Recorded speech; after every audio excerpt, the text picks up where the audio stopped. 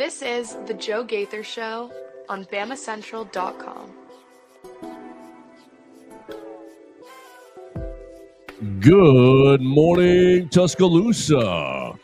Good morning, Tuscaloosa, Internet World, West Alabama. How are we doing today on a Tuesday? It's the Joe Gaither Show on BamaCentral, BamaCentral.com. You guys are hanging out with us on the BamaCentral YouTube channel. You're hanging out with us on the BamaCentral Facebook page. You're on my own social media machines on Twitter at Joe Gaither6. You can find us on Spotify, Apple Podcast, Amazon, wherever you get your podcast. You can find the Joe Gaither Show on Bama Central, and we're going to have a lot of fun here on a Tuesday with our man Mason Woods inside the Derek Daniel State Farm Studios.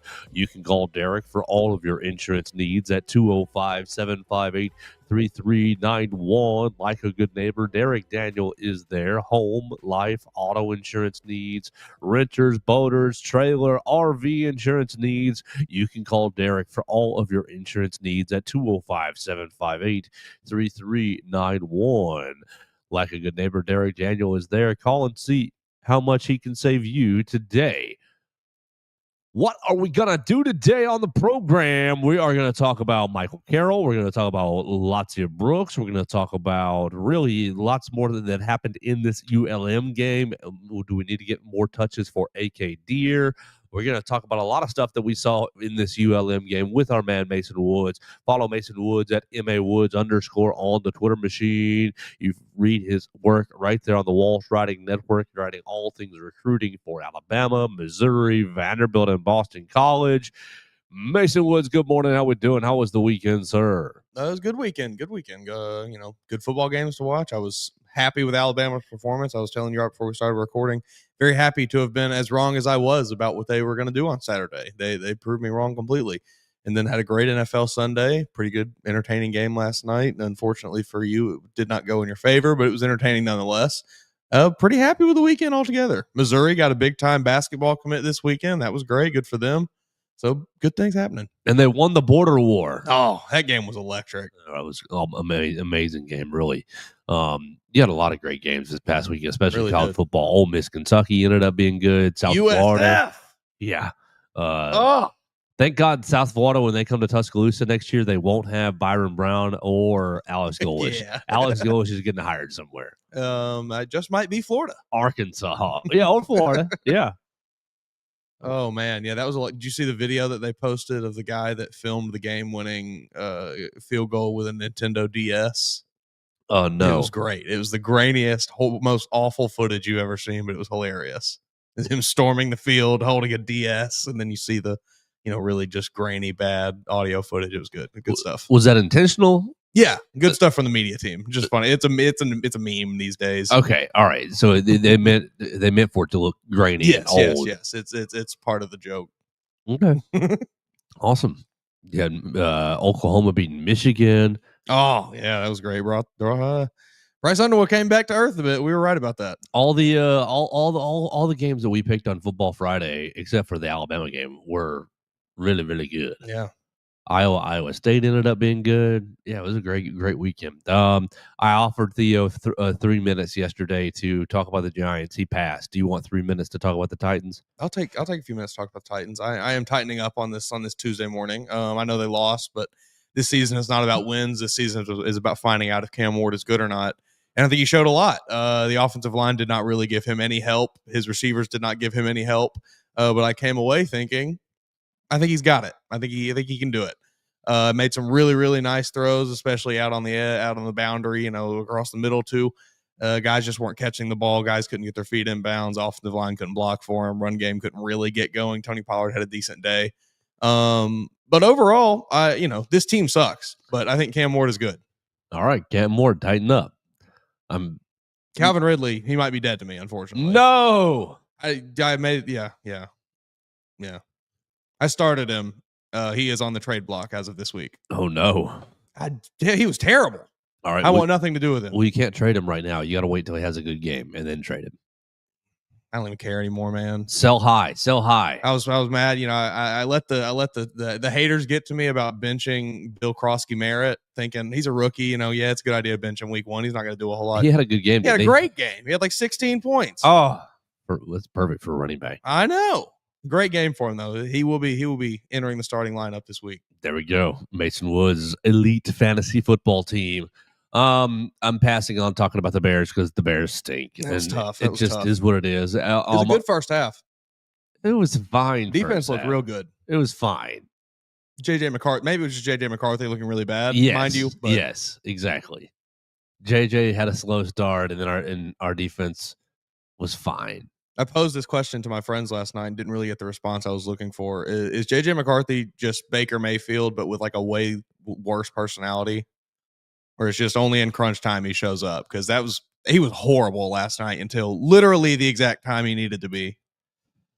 Well, I think JJ's an okay player. We'll see. Yeah, he's a better than okay player. He's no Caleb Williams. Yeah, maybe. Caleb Williams, we're talking about you. That one play, that throw to Odunze on the sideline. It was nasty. Oh, man. But you've got the nasty throw to Odunze on the sidelines, but you've also got a horrible overthrow to DJ Moore that one was tough. Probably would have been a touchdown. Cam Ward had one bad for overthrow too. I don't even remember who it was to, but it was a tough one. All right. Oh well, all three of our NFL teams lose: Giants, Titans, and Bears. And Theo was really heartbroken. They were bad. Did he think Russell Wilson was going to be good? Yes, he thought the whole team was going to be good. That's not smart. The team might be good. You genuinely can't tell with Russell Wilson at quarterback. He thought they were going to be winning 10, 11, 13 games that was or whatever. Never gonna happen. Win the division. I was like, buddy, take a deep breath. Your league neighbor's already mad week 1. Yeah, he and Brian Daboll. Well, let's talk about Alabama, and I've got several things I want to talk about with the Crimson Tide today. After we heard from Ryan Grubb, from Kayla DeBoer, and from Kane Womack yesterday in the Malmore Athletic Facility.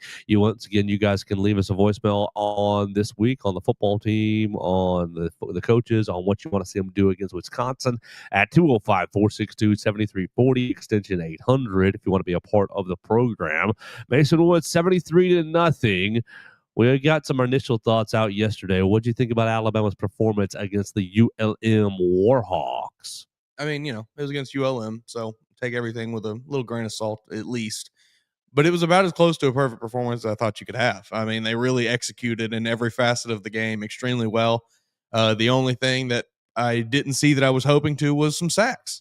We continue to not have any sacks from the defense, which is discouraging. But regardless, I think they got good pressure. So take that as you will. The offense looked great. Offense was absolutely humming. Ty Simpson looked great, I thought. Looked very comfortable out there, much more comfortable than he did week 1. Now, he was at home against ULM, so we'll see if that continues against Wisconsin and then, really see if it continues against Georgia. But it was a great performance for everybody. Austin Mack didn't quite live up to what I had hoped he would do. That overthrow was a tough one, but I thought he looked fine. Keelan Russell can spin it. I think it's probably writing on the wall says that Austin Mack may be transferring at the end of this season, but we will see. I'm very happy with what I saw. A lot of effort. You saw the fire, you saw the effort on Saturday, I thought. Okay, so I was asked this yesterday on WNSP. Do you have any more confidence about this team? Or are you changed? Is your position changed today on a Tuesday than it was on Friday, this past Friday, going into the game?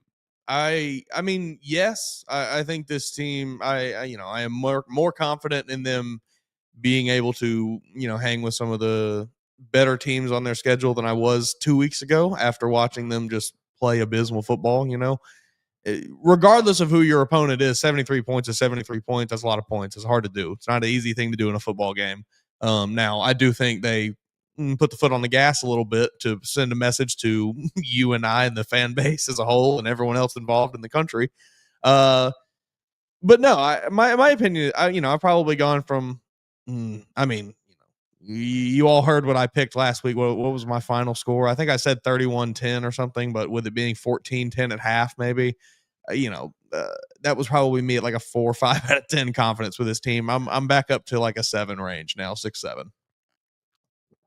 Okay, all right. That's good. I think that I basically answered no. I think the team that I went from thinking this is a 6-win football team to, all right, we at least got 9 on the schedule probably. Okay, there you go. Back to you look at all the Vegas odds in 1 week. Basically, if you were trying to fade Alabama, or yeah, if you're trying to fade Alabama's opponents and ride with the tide, last week was the week to bet on Bama because all the games went back to Alabama as underdogs. Yeah. Well, this week after the 73-0 win, Alabama flipping back into favorite mode for most of the rest of the schedule. So if you were trying to bet on Bama plus points, you should have done that last week.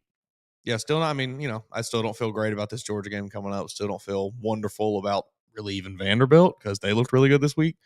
But I think, like I said, I went from feeling like this is a 6-win team to, all right, they're probably at least where they were last season.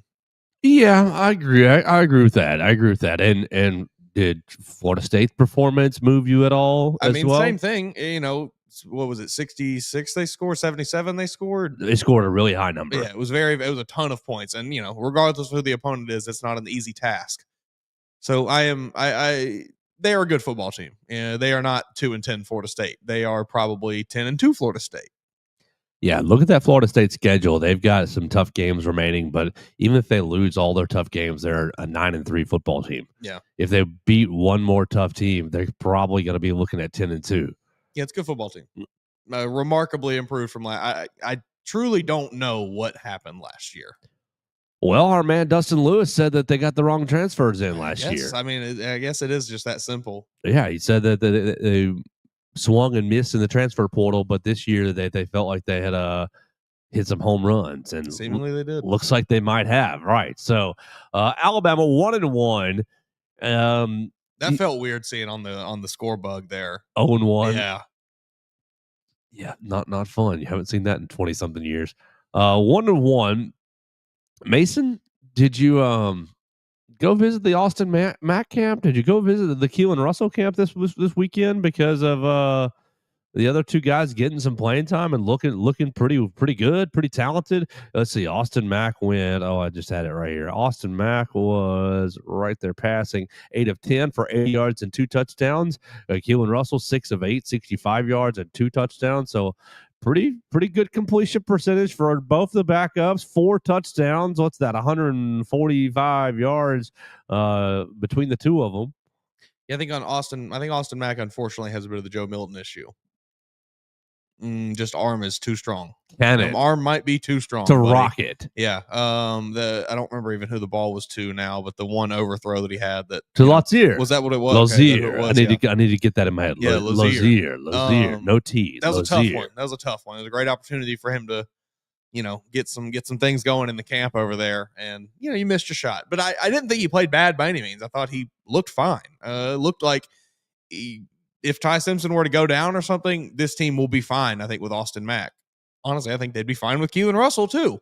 Both of them looked great. Keelan had I was texting my dad about it. It felt like watching Tua play as a true freshman when, whether it was against that Vandy game where he did the little spin touchdown pass to, I think it was maybe Ruggs in the corner of the end zone there. And it just like, okay, that's a little special, the way the ball comes out of his hand. You saw that with Keelan Russell for sure. So, I mean, I'm very encouraged by what we saw from the two backup quarterbacks. I really feel like either of them give you a decent chance to win, if something were to happen to Ty. Encouraged enough to have a quarterback controversy on our hands. You see Everett Osmer chiming in, thanking you for wearing a different hat today. Yeah, I had to rock Titans hat. It's Cam Ward season. There you go. That's your MVP this year. Cam Ward, NFL Rookie of the Year. He's going to win comeback player of the year somehow after such a bad struggling week 1. That's right. These terrible receivers. That's right. This terrible offensive line and this terrible Walter Payton coach. Man of the Year. Yeah, there we go. That too. He's bringing them all home. He's giving every award. That's right, except for Super Bowl MVP. Yeah, no, they're not getting there. Quarterback controversy on the Crimson Tide. Did you hear Ryan Grubb basically and Kalen DeBoer essentially throw the C word out about quarterback competition? We want to create more competition. That's why Austin Mack goes in the second quarter before the end of the half is up. Obviously, they give the 2-minute drive to Ty Simpson, but the drive before the 2-minute drive, they throw Austin Mack out there with the starters. They said, "Well, we told Ty all week long that we're going to throw Austin into a series. We want to see how he responds. We want to keep the competition going. We want to keep things, you know. I don't think it's. I think they said it right. It was all about just seeing how Ty responded. It was all about let's just see what he does here. Let's see how he takes this. I thought he took it pretty well.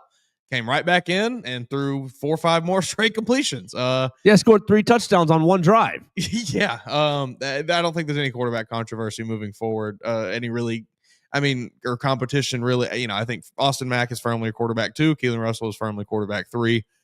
Ty Simpson is firmly quarterback 1. Now, unless, if Ty plays again, maybe against Georgia, if plays horribly against Georgia or something, now, sure, the door is open for one of those 2 guys because now they look pretty good with the starters on the field. But I don't think there's any real competition until Ty maybe makes it a competition by playing bad. That would be the only thing that made it one. Yeah, I think you just nailed it. I think that as long as Ty plays well, then he's the guy. 17 of 17, pretty perfect on Saturday. Hard to be much better. Right, and did have the drive at the end of the half where he scored 3 times on the one drive. They got it taken away from a couple penalties, but then ended up scoring anyways.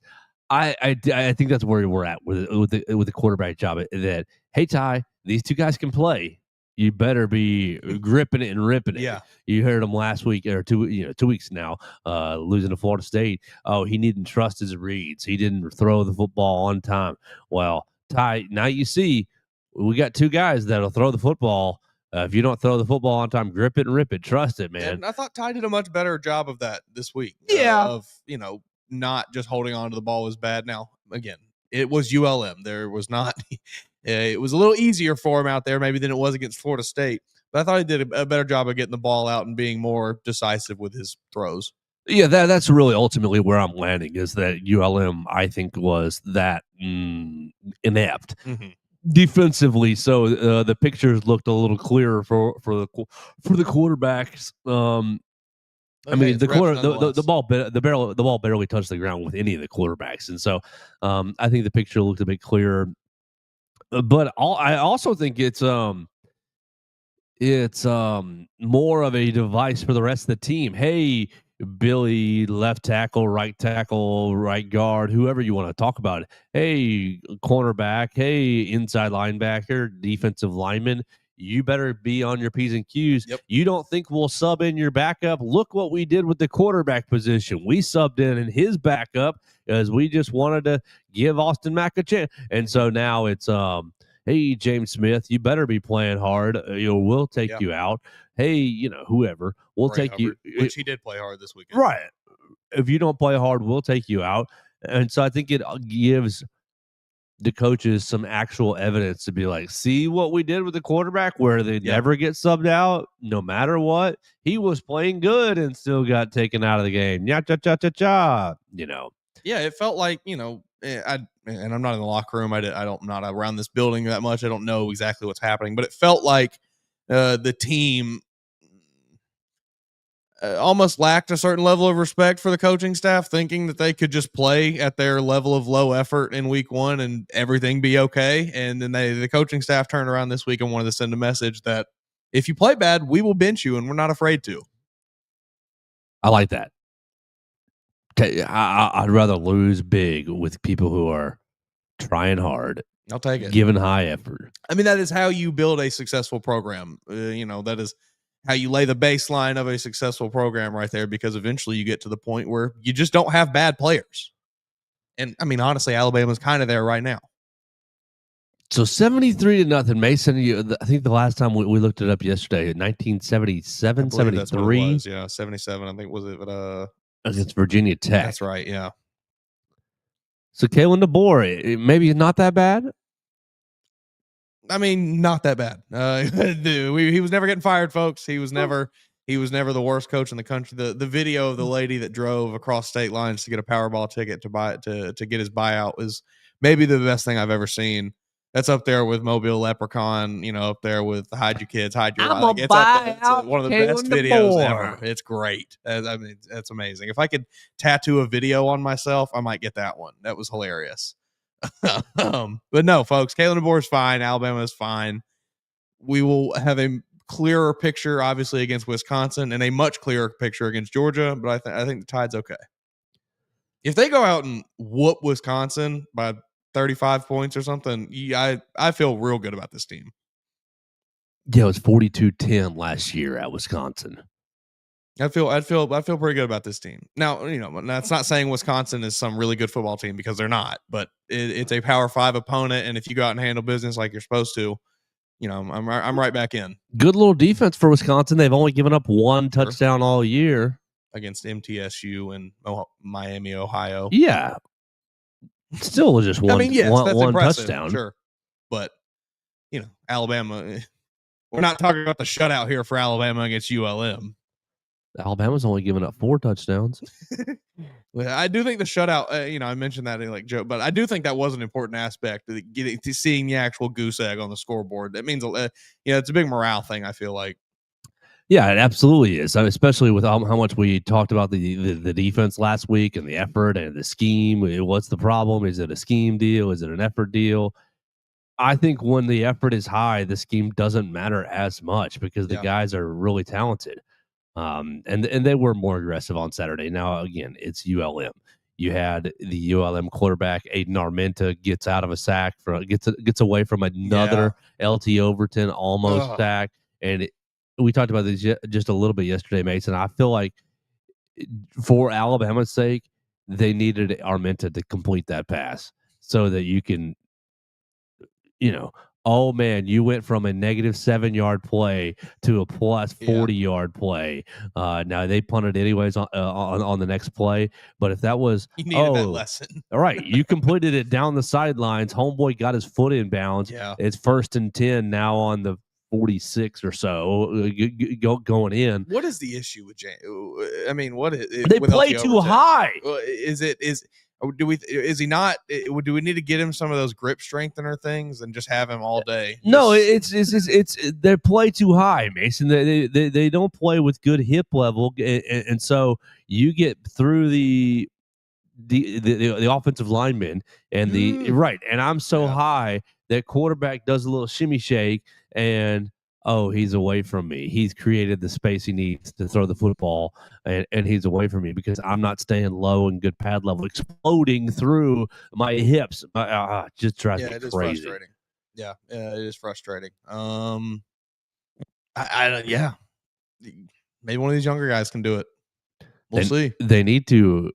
You've seen them. They have those little, basically like elevated tables that the offensive linemen crawl under or whatever. They need to just play. You just slap a whole practice, right? Yeah, 55 yards wide. And hey, we're playing. Everyone's playing under the table today. That'd be good. The entire practice is under. That's what we'll do when we get our middle school football team that we're going to run one day. We'll make them practice like that. And everybody's going to be squatting around. Yeah. Coach, my quads are hurting. Best football team in the league. Low man wins. Coach, my quads are sore. They won't be once you keep doing it long enough. That's right. We'll take the table away on game day, and you'll be great. You'll be flying around. That's right. It's like wearing like a 4 times weight vest. I guess that is the issue. I guess it is a technique thing. Which is disappointing because then it feels like maybe it's a coaching issue, and you start to point at the coaching staff maybe, and I don't know, it's tough. We talked about it this summer, but how far away are you on Alabama needs to move on from Freddie Roach? Getting closer and closer. Yeah, because I was really far away. I was too, because of the recruiting aspect. I think the recruiting, the what he brings from a recruiting standpoint is just so valuable to this program.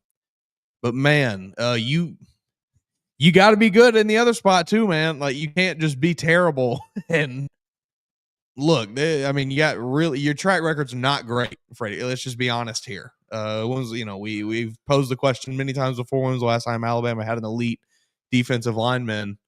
You got to go back a while. Yeah, before you were hired, Coach Roach. Yeah.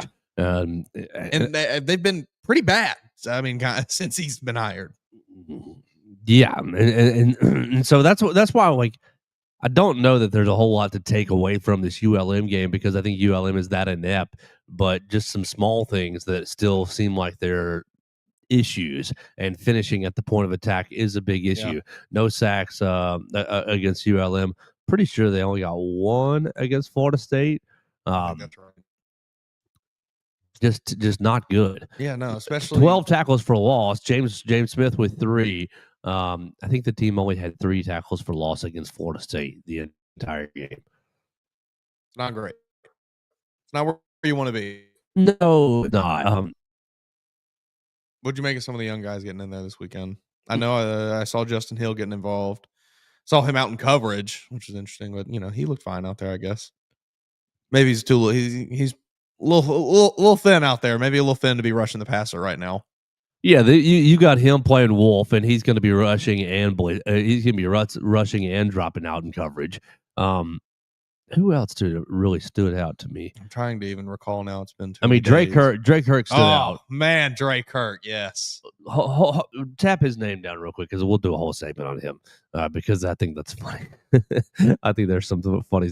Caden and QB Reese both getting in there, and I thought they played fairly well. I feel like I think I remember QB Reese making a nice play at least one point, and then just seeing him, there's QB Reese. Well, he recovered the fumble. He recovered the fumble, and he forced the fumble late. So he was in on two turnovers. Caden Jones recovered the other fumble. So great job. You saw Steve got in there. Steve Bonaboumois and 31. Keon Keeley also got in the game as well. But you're playing ULM. I don't really. This isn't even the bottom end of the SEC. You should have come away with 3 sacks in this game at least. Yes. All right, let's talk about Drake Kirk before we go to the right tackle. Oh. What do you make of a guy going on to be, we did the social media stuff last week. Did you see this? I did. Okay. We did the social media stuff last week. Is social media killing this team? Blah, blah, blah. Is this team too motivated by social media? Blah, blah, blah. Oh man yells at clouds. Well, Drake Kirk, before he got into the game, well, let me see if it's before he got into the game. I saw that it was at halftime. It was at halftime. That's where I saw it, at least. Yeah, second on the team in tackles. Yeah, okay, that's a special teams tackle. All right, he's in the game defensively in the fourth quarter. But in the second quarter, he gets a special teams tackle. Connor Talty kickoff. We can talk about squib kicks if you want to. But basically, at halftime, he knows what was that, 45-0 at halftime. Like that, right? You're a big at halftime scoring. And 42-0. And you think, okay, well, I'm probably going to get in the game. And they've probably talked about this with all the young guys. Hey, guys, if we're up big, be ready. If we're up big, be ready. It's your time. It's your night. Yada, yada. You're going to get some reps. We're going to get some tape out there. Drake Kirk pulls his phone out and goes on to Instagram and takes himself a little selfie and posts that up. Now, one, I don't care, but I'll just say that off the rip. I don't care because it takes how long to take a selfie? It takes about 12 seconds Sure. to take a selfie, and I'm sure that he got back to the juice boxes and orange slices and adjustments fairly soon after that. But you've got people, we were so focused, and he goes on the social media, takes these photos, and it's just one photo. It's just him sitting at his locker. He's just face up, not even a smile, selfie. Yeah. And he goes back in the game and gets himself 1, 2, 3 tackles. So 4 on the day with 1 tackle for a loss, 1 forced fumble, and he gets himself thrown out for a targeting call. Is it okay to be on social media? We'll go back to last week. Is it okay to be on social media if you're going to play with reckless abandon? Yes, I think we made that point very clear when we talked about it last week. If you play like Drake Kirkpatrick Jr. did, you get to do whatever the hell you want. You go out there and do that football, play like a human missile out there, you get to do whatever you want, buddy.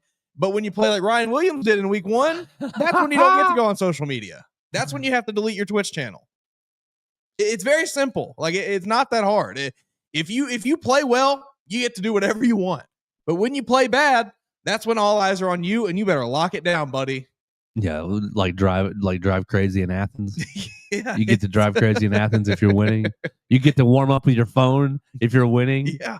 The boys warming up with their phones again this week because why? What plays the music that goes into their headphones? And people are yeah, y'all had a Walkman CD, you had an iPod, you had an 8-track player. Mind you, also like headphones that are probably like gifts from all of them doing some various social media brand deal. Like that they've been awarded these headphones from like it's all part of this ecosystem. Yeah, Ryan gave them all Beats by Dre again this year, so like they get new Beats by Dre every year from whichever the player rep is. Just nuts. But I thought, okay, so Dre Kirk. Going to be suspended for the first half against Wisconsin. Fine. Yeah, it's whatever. But do we need to get more Dre Kirk on the field? Yes, we do. You need more. You need more Dre Kirk on the field just from an attitude perspective. Yes. Not even, I don't care. I don't really even care about how he plays. Malachi Moore didn't play the best at sometimes, so she needed them on the field from an attitude perspective. You just need that gritty dog attitude on this football team, especially right now after an embarrassing week 1. And now the public opinion has shifted back a little bit in your favor, but you need to really put the foot on the gas here. And hey, everybody, we're still Alabama. Put that dog on the field. You think Dre Kirk's getting in trouble this week for putting a selfie up in the locker room? Yeah, probably. I'm sure someone is giving him a good one. Yeah, that's fine. He probably had to run 5 sprints. He shouldn't be doing that. Like it's not, he should not be doing that. But it doesn't matter that he did it if he plays as well as he did. He said, "Y'all watch this. Y'all watch what I'm about to do. They're about to put me in. They're about to put me in. And I'm about to crack somebody's head." Dude, he played like a human missile. It was crazy. I mean, launching him reckless abandonment, like you said. It was the way that Bray Hubbard played last season. Well, he hit the one ULM offensive player that forced the fumble for QB Reese to pick up, and perfect hit too. Kane basically said we made fun of QB for getting chased from behind yesterday.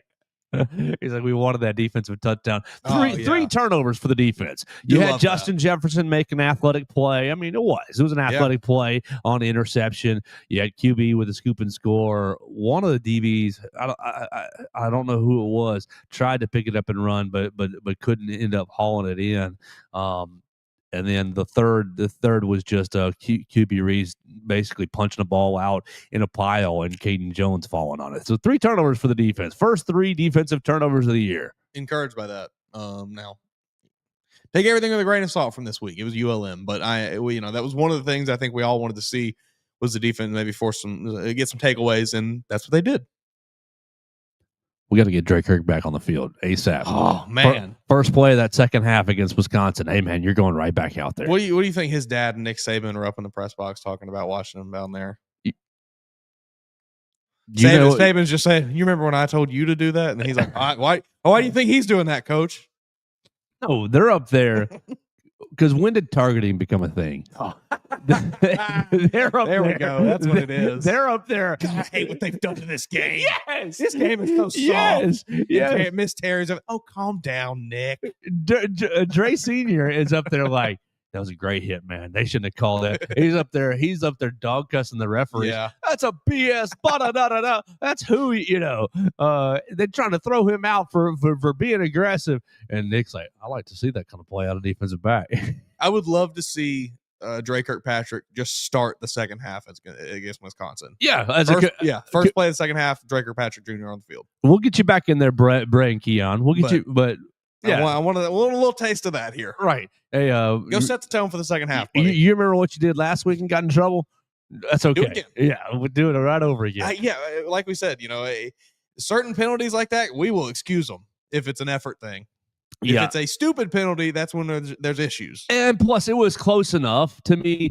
It was close enough to where the targeting, like you got people going, it wasn't targeting. It was, I think it was. It was close enough to where it didn't look like Dre's out there trying to hurt somebody, Bingo. like trying to actually hurt somebody. He no. just was. I'm playing hard. Yeah. And so you have Dre's targeting, and you have Jeremy Bernard's pass interference are the two penalties that I'm kind of excusing. You got two holding penalties and a false start that I'm not as excusing, but. Yeah, we're just playing hard. We're giving max effort, and I hit you a little high. Yeah, I can excuse a lot of penalties if it boils down to you just trying to physically dominate somebody, and that's what both of those were. Both of those examples that you laid out there, really, especially that Jeremy one, because that was just all about like, all right, buddy, I got you. We'll take it. That's fine. We're up 60-0 right now. I will just run you over. That's cool. So. You got any other defensive thoughts? We haven't talked to any offense. We're going to talk Michael Carroll and Lazier Brooks. Yeah, and I guess we did talk a little quarterback controversy. You mentioned Justin Jefferson. I thought he redeemed himself nicely with that interception. You know, I think that's just kind of what he does best. You know, is not being a guy that's necessarily getting his hands dirty, being a guy that's maybe a bit more finesse based, and that's fine. But yeah, at some points, you still have to step up and make a play. But I thought they did that as a whole pretty well. James Smith, we already said your 3 tackles for a loss, 4 on the day. So four total tackles, 3 tackles for a loss. Like that's the bar, buddy. Mm-hmm. That's what we expected out of you when we talked about breakout season. Yeah. It's ULM aside, that is the expectation. Mm-hmm. So next week, James Smith against the Wisconsin Badgers, 4 more tackles, 3 for a loss, and a sack. Go get you a sack. Yep. I gotta see a sack. You gotta see one. All right, let's take a small break right here, and then we'll come back and talk about this Alabama offense.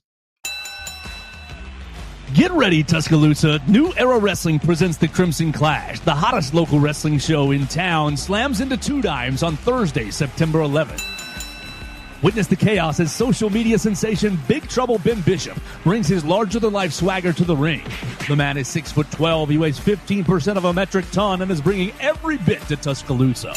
Feel the heat when our new champion Sleazy C. Caden Newton defends the open title, and don't miss the brutal street fight between the modern-day Kings and the unstoppable force known as the Draw. It's the same weekend as Alabama hosting Wisconsin, so keep the Tuscaloosa energy high with the Crimson Clash. Doors open at 7 p.m. and the bell rings at 8 p.m. at 2 dimes on the Strip. Grab your tickets now on Eventbrite by searching New Era Wrestling and use promo code RADIO for 20% off. New Era Wrestling, where legends are made and the battles are epic.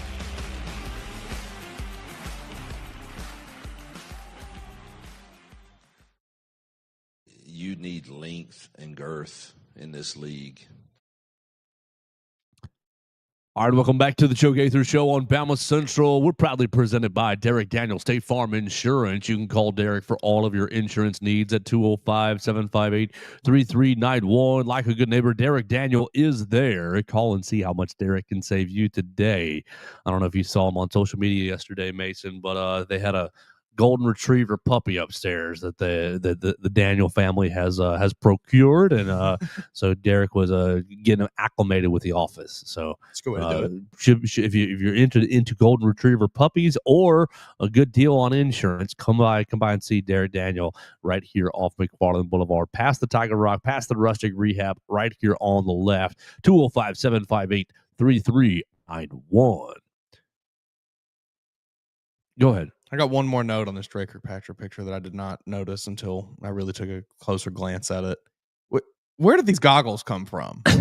Are these his locker room goggles? That's just the swag goggles. I know he can't wear those on the field. He went into the locker room and just is that the first thing he does when he gets in there? Just throws the goggles on? Like, where did these Oakley ski goggles come from? I know it's a fashion thing and people, but like, what are we? All right, that makes me a little upset. I got to be honest. I don't care about posting the picture if you play like you did. But what are we doing? Did you walk in the locker? You had to have walked in the locker room and immediately thought, "Where are my goggles? I got to get them on my head." Put them on my head. Take my swag picture. We're about to, losing me with the goggles a bit. Rock out. He's got a timer. Rock out. 0 hours, That's 0 great. minutes, 0 seconds. That's great. They're about to put me in the game. I'm about to rock out. Let's go. Oh man, the goggles are killing me. Oh goodness gracious, Drake Kirk. So if you keep hitting like that, Drake Kirk, then it's fine. Yeah, do whatever you want, buddy. I'll continue to laugh about it, but do whatever you want. Let's flip to the offensive side of the ball. Besides stirring up a fake quarterback controversy, I want to be clear with I totally think that is not what's going on. Let's flip to what I do think might be going on, and that's at right tackle. Ooh. Right tackle, they bring in Michael Carroll with 11:40 left to play in the second quarter. And the coaching staff told us going into the game and told SEC Network really that you're going to see new faces. And we saw some new faces. We saw, of course, we assumed we were going to see Jaden Roberts, and we did. Yeah. I assumed we would see more Olas Lennon, and we did a little, but it was later in the game. Yeah. What was more indicative to me of, maybe something's going on here is Michael Carroll playing a lot of right tackle. Michael Carroll playing 3 minutes and 42 seconds worth of right tackle. And that may not sound like a lot to you, but when you stack it all up in football plays, that is 3.5 hours. Right. That's a long time that he got in there with the first team offense and mixing in with the second team offense and kind of finishing up there with Keelan Russell as well. So Michael Carroll plays right tackle, and you ended up with Jaden Roberts, you ended up with Gino Vandermark, you ended up with a couple of different guys at right guard right there. But we'll just roll right into it. Go back to the Florida State game. Every single time that Alabama dropped back for coverage, okay, every single time is a little excessive. Most of the time that Alabama dropped back for a pass, Wilkin Formby was getting helped by a tight end or a running back chipping out of the backfield before they left to go running the route. So you slowed down the routes just a little bit to get extra help and chip on right tackle, helping Wilkin. Now, obviously, the athlete for Florida State is a lot different than the athlete at ULM, but you were chipping fairly consistently through the day on Saturday or 2 Saturdays ago against Florida State. You didn't do that against ULM because of the athlete, and Wilkin did fine, but so did Michael Carroll. What do we think? 5-star freshman out of Central Bucks East, Pennsylvania, by way of IMG Academy in Florida. What do we think? Is Michael Carroll going to be your starting right tackle when Alabama goes to Athens in 2.5 weeks? Well, Ryan Grubb told us directly it is a quarterback or it is a right tackle competition. And, it feels like that's kind of the first time that this coaching staff has, I know that we saw him play Saturday. So obviously we all knew it was kind of potential, but this feels like the first time the coaching staff has actually tried to use the media to send some sort of message. They're sending a message to Wilkin, I would assume, that, hey, you better get it together or we will start this freshman over you. And I don't think Wilkin wants that, if I had to guess. Being a guy that is a hometown guy that's been there as long as he has, I would imagine that he does not want to lose this job. So that probably, if anything, that's going to light a fire under him. Now, do I have much confidence after 2 weeks that Wilkin is going to be able to keep Michael Carroll off the field? I don't know. I think my confidence in Wilkin keeping that job for the rest of the season right now is at maybe a 55, 60%. I'm not...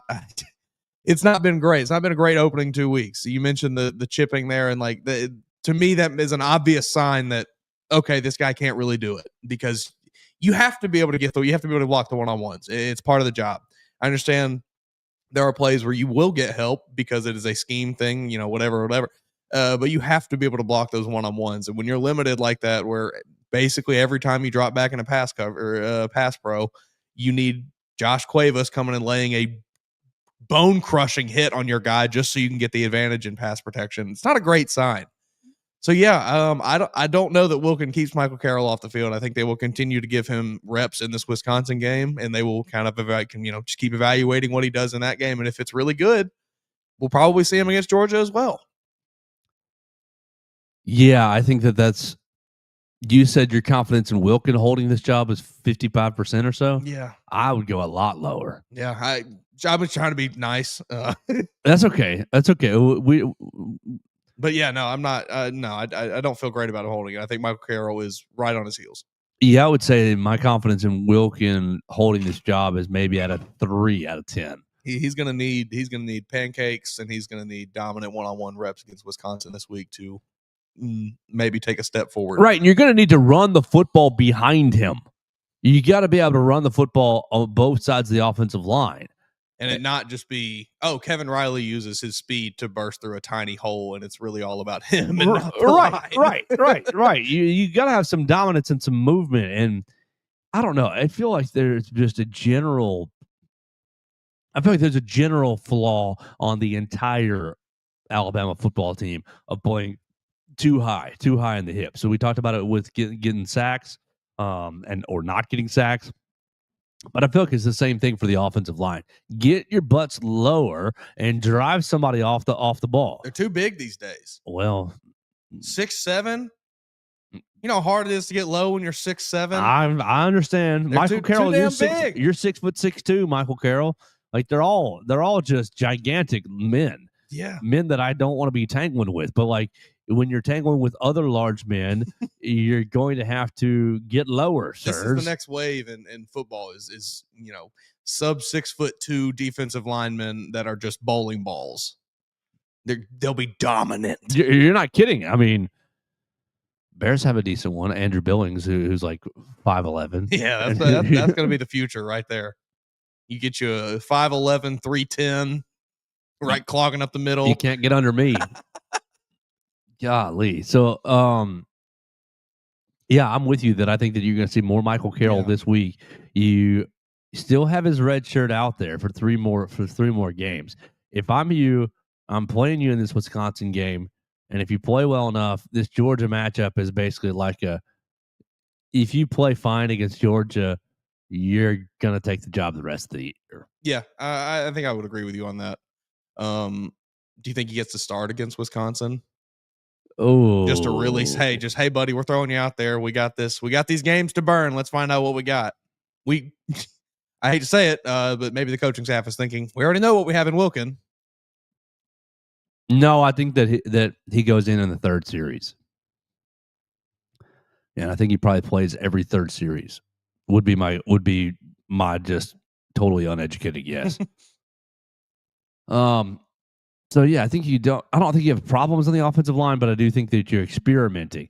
We asked him about Jaden Roberts yesterday. He said he played fine, but mentioned that he's still trying to get into game shape. Do you think that Jaden Roberts, once he gets another 2 weeks, a week and a half under him, is going to end up taking the right guard job back fully, and you won't see Gino Vandenmark? Gino will go back into a interior swing player / is he going to is Gino going to challenge Cam Dewberry for the left guard spot? I don't know. I thought Cam Dewberry looked good this week. I thought he was better. Yeah, he was moving. Again, it was ULM, but he was moving guys around. He was playing with some aggression that I maybe didn't see against Florida State. But yeah, no, I don't know. It's hard to say because I think even before Jaden Roberts went out with this ailment, still don't really know. I guess concussion. Before he went out with that, there was already signs that maybe this job was slipping away from him in camp. So I don't know. I think they'll continue to experiment and they'll try to throw him out there and see what they have. But I think you've got pretty much the same player in both of them. I don't really know that one is remarkably better than the other one. All right, so I think you're still in flux with the offensive line, and that's when you're breaking in a new quarterback and you've got all these new skill position players. This becomes a little bit of an issue, and I'm hopeful that Chris Kapilovic and Ryan Grubb and those guys can iron things out on the offensive line ASAP. Let's move to the slot real quick because Alabama debuted new slot receiver Lozier Brooks. The T is silent on the pronunciation guide. Let me see. I have it right. Yeah. I have it right here. The pronunciation guide has been updated on Lozier Brooks like 4 times now, and it is currently Lawzeer Lozier Brooks. So no T in there, but your man's catches what 4 passes for 50 something yards. Let me go over That my sounds sheet right. right here. Was receiving yards right there. 4 catches, 58 yards. Had a long of 19 yards. Was targeted 4 times. One of the targets was that Austin Mack overthrow down the left sideline that would have probably been another touchdown for the Crimson Tide. Yeah, I think so. But we were crazy on this guy, Lazier Brooks, all summer long. Did you feel like you were like, oh, yeah, vindication as he was going out there making some plays? Yeah, a little bit. I think he showed a bit of that burst, a bit of that, that speed that we were excited about. I don't remember when it was, but the clip that we saw of him, out running away from somebody, I think it was from spring, all the way back from the spring, maybe. But you just see him hit that second gear, and it's like, oh, he's got different speed. You saw a little bit of that on Saturday. You saw him get past that first man and kind of plant his foot and really turn on the jets a bit and, burst up field for 10 or 15 yards. I was encouraged by what we saw from Lazier Brooks. I think we will continue to see more and more Lazier Brooks as the season goes on.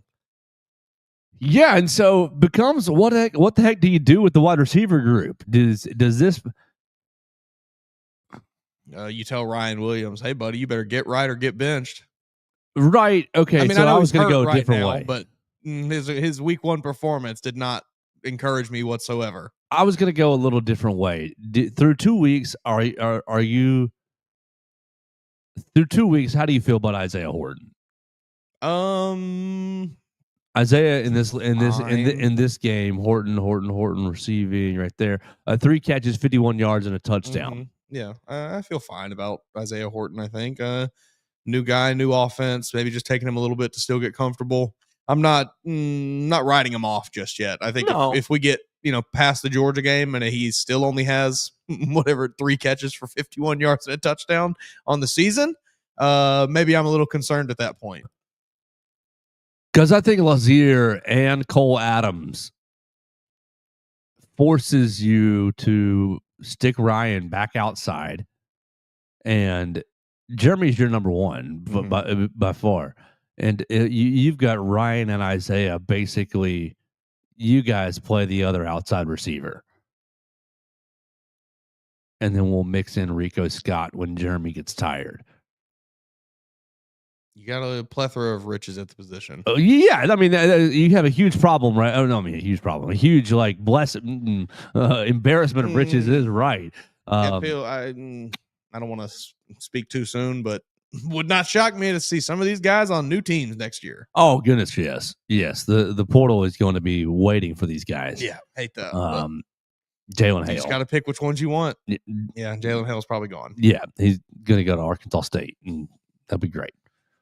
Yeah, I just think that the Lazier Brooks shows you all the skill sets that you need out of the slot, and look a little Jalen Waddle-esque.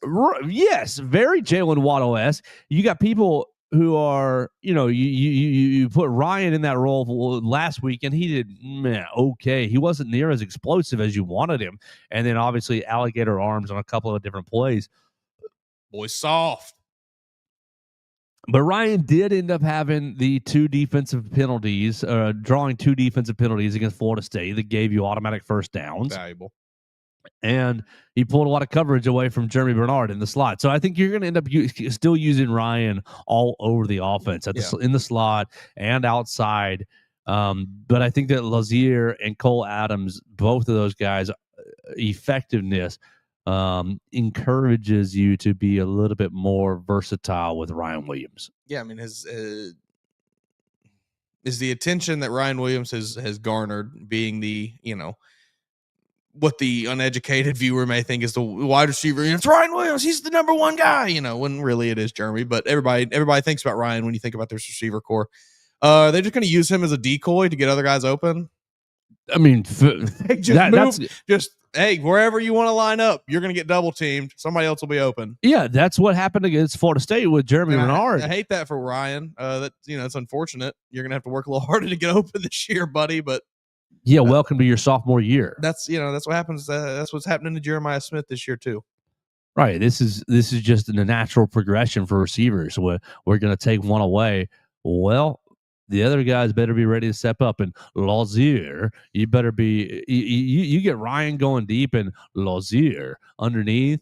It's gonna be some tough coverage assignments.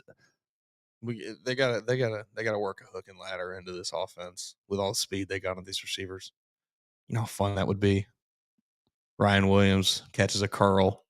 Lazier, the 80-yard touchdown. The old folks would lose their mind. Oh, it'd be amazing. This ain't football. That'd be so cool. That would be awesome. Oh man, we could. I wouldn't rule it out for this staff. I would have ruled it out for any of Saban's staffs. Yeah, I think Ryan. Should that be next week's question to Ryan Grum? hey, Coach Grum, you thought about a hook and ladder? When you gonna work that lateral in? You got Jeremy on the outside. He's just gonna lateral it right there to Ryan Williams, man. And then they'll be running. We'll run. Got Isaiah Horton blocking 30 yards downfield. Oh yeah. We'll run Lazier on the pitch on Ryan Williams pitch man. Oh yeah, that'd be sweet.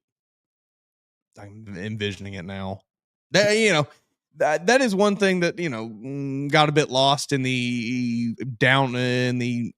fallout of week one is that I think this staff just offensively at least can do some fun creative things that didn't quite work out week one, obviously, because the timing was so bad. The offensive line couldn't block and so on and so forth. I think you saw the looks at some points, and you definitely saw them this past week, and I think we will hopefully continue to see them. But it's just like a little more fun. It's just more fun offensive looks, or unique looks. Pair that with the enormous talent gap that you have with most of the teams on your schedule, and it should be a whole lot of fun. I mean, yeah, Jeremy's second touchdown, third touchdown of the game. How many did he end up having? Jeremy's touchdown out of the backfield where he motioned into the backfield and kind of took a little pitch or whatever through the interior of the offensive line was fairly creative. And so can't wait to see it flipped on some other team later in the season. Right. He had Jeremy, three catches, 67 yards, 3 touchdowns. Get your bets in for Jeremy Bernard Bolitnikoff. 2 touchdowns, excuse me. You might have decent odds still. Yeah, somebody was messaging me the other day. Oh, Jeremy Bernard, Heisman Trophy. I said he said he needs one more good game to be in Heisman talks. I was like, he needs about 5 more good games because he's a wide receiver. Yeah, but Bolitnikoff, I think he might be there. There we go, Jeremy Bernard. Watch out, gonna be we got to start doing over under lines for Jeremy Bernard going into Saturday's games. All right, Mason, we had a lot of fun yesterday talking to Ryan Grubb, talking to Kane Womack, and talking to Kalen DeBoer over at the Malmore Athletic Facility. You can see all those videos on the BamaCentral YouTube channel. We're going to wrap this up right here, and we're going to head over there talking to some players today. Players on Tuesday, coaches on Monday, SEC teleconference on Wednesday is kind of the order. Hey, coach, on Wednesday night, no media on Thursday and Friday. So today we'll end up hearing from 3 to 6 or so players, and we look forward to getting over into the Malmore Athletic Facility here in just a little bit. Stay tuned to the BamaCentral YouTube channel for all those press conferences, and we stay tuned to the Joe Gaither Show right here on the BamaCentral YouTube channel on Apple Podcasts, Amazon, and Spotify. We had a lot of fun hanging out in the Derek Daniel State Farm Studios. We'll talk to you tomorrow right here on BamaCentral and BamaCentral.com.